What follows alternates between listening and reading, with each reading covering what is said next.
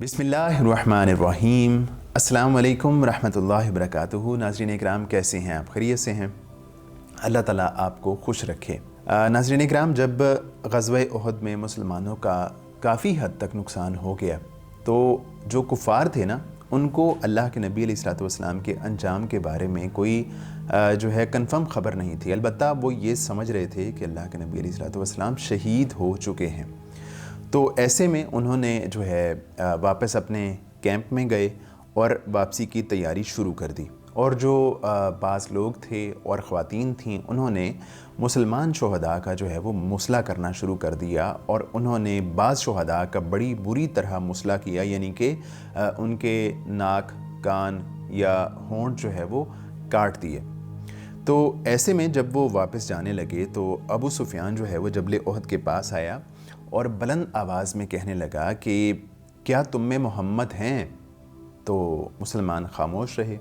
उसके बाद कहने लगा कि क्या तुम में कुहाफ़ा का बेटा यानी अबू बकर मौजूद हैं? मुसलमान खामोश रहे। उसके बाद कहने लगा कि उमर बिन ख़त्ताब मौजूद है?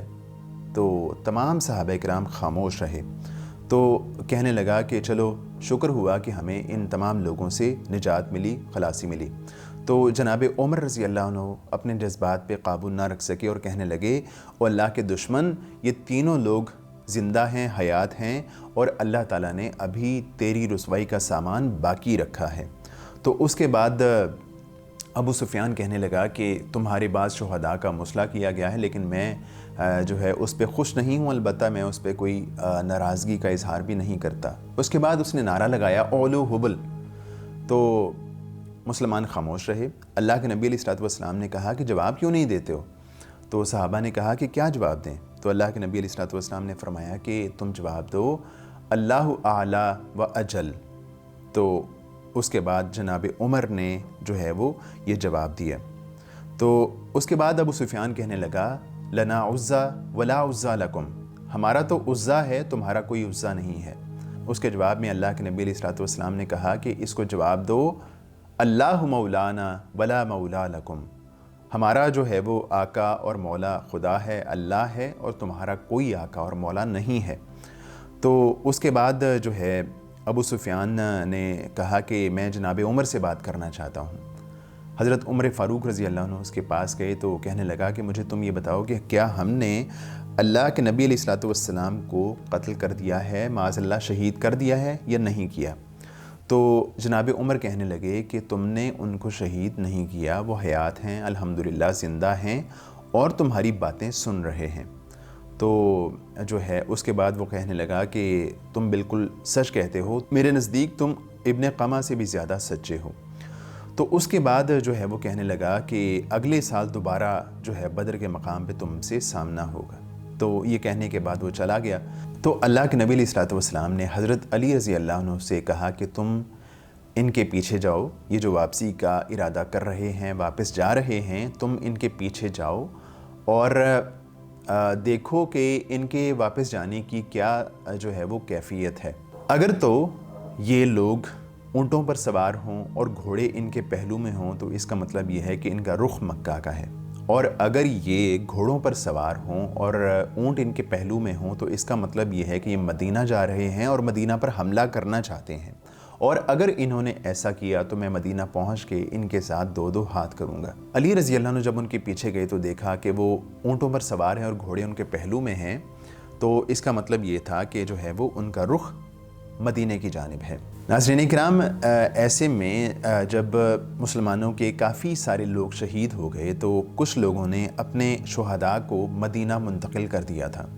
तो नबी करीम अलैहिस्सलातु वस्सलाम ने ऐसे लोगों को हुक्म दिया कि आप लोग अपने जो मैयतें हैं, शुहदा के मैयतें हैं, इनको वापस इसी मकाम पर लाएं जहां वो शहीद हुए हैं और उनको उसी लिबास में जो उन्होंने ज़ेब तन किया हुआ था और नहलाए बग़ैर उनको जो है वो क़ब्र में उतार दें। चूँकि जो है शुहदा काफ़ी ज़्यादा थे तो अल्लाह के नबी अलैहिस्सलातु वस्सलाम ने दो दो तीन तीन शुहदा को एक क़ब्र में जो है वो उनको दफनाया।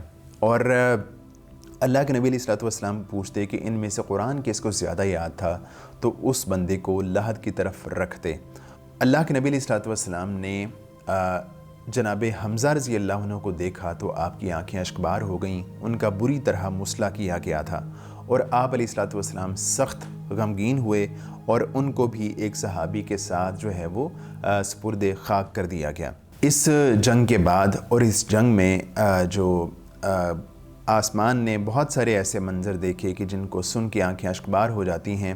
جناب عبد الرحمن بن عوف رضی اللہ عنہ کہتے ہیں کہ جو مصعب بن عمیر تھے وہ مجھ سے کہیں بہتر تھے اور وہ اس جنگ میں شہید ہو گئے، اور صورتحال یہ تھی کہ وہ اپنی زندگی میں جب ابھی کافر تھے، مسلمان نہیں ہوئے تھے، بڑے ہی امیر کبیر گھرانے سے تعلق رکھتے تھے، لیکن جب اس جنگ میں شہید ہو گئے تو ان کو کفنانے کے لیے صرف ایک چادر تھی، اور اس چادر سے جب ان کا سر ڈھانکا جاتا تو ان کے پاؤں ننگے ہو جاتے، اور جب ان کے پاؤں ڈھانکے جاتے تو ان کا سر ننگا ہو جاتا۔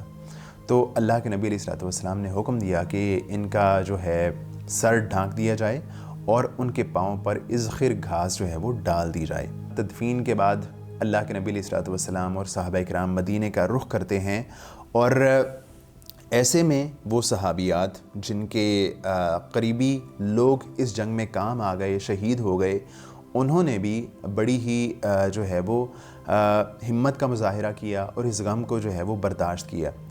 حمنہ بنت جہش رضی اللہ عنہ ایک صحابیہ رسول ہیں، ان کو خبر دی گئی کہ آپ کے جو خامند ہیں عبداللہ بن جہش وہ شہید ہو گئے ہیں۔ انہوں نے انا للہ پڑھی۔ ان کو بتایا گیا کہ آپ کے جو ہے ماموں حضرت حمزہ رضی اللہ عنہ وہ بھی شہید ہو گئے ہیں، تو انہوں نے انا للہ پڑھی۔